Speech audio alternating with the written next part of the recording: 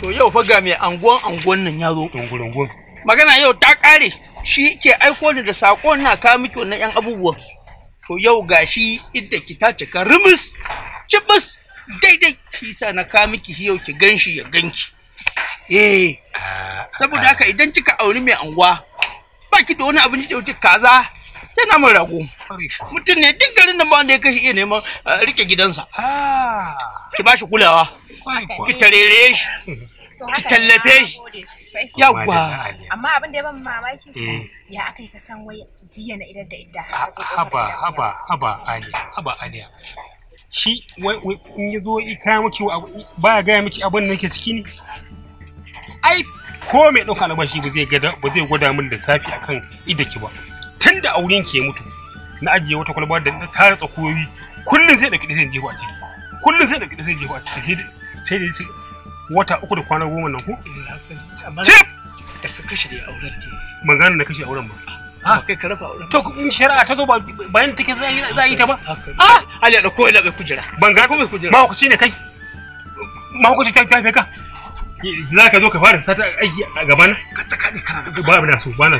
Ba mutunci ne kai ka sani ban mutunci ne ba. Ba wanda ya sai kitani. Ni ne ba. Ba wanda ya sai kitani. Sai ke tashi. Dan mutumin da ya ce zai kitani sai ke tashi. To ka ta gane ba dan me ai kuma ta gane hallatin yanzu. Ni wuta ne. Ban gane ba. Ka ta gane ba kana da faɗa. Cin abincin maza da zafi ake ci. Da kwaɗo ya kama kunama. To sai mu maza ka zan dole sai ka nuna zafi. Ki hakuri Aliya. Mai anguwa mutum ne mai zafi. Aliya. Ai kina burge ni.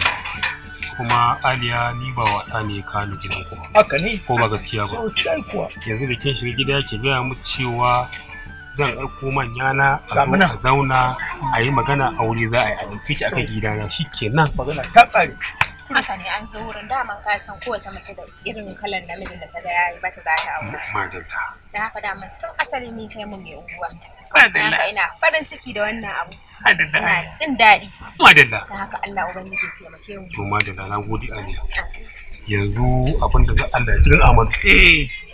Sannan an sa a cikin talabijin. Aka sako shi. Ka tuno shi. A kotu aka ta Aliya, Aliya, haka. Ayo me? Ba soyayya bace? Ka ji dan mahaukaci. Na ta girman. Na ta rauniya, Aliya, Aliya, haka. Aliya kin. Shiga gida. Bana san wasa, Aliya. Ita zan ki gida, ita mi gida Aliya. Sauran bayani sai na zo. To shikenan. Ban gane ko ce ba.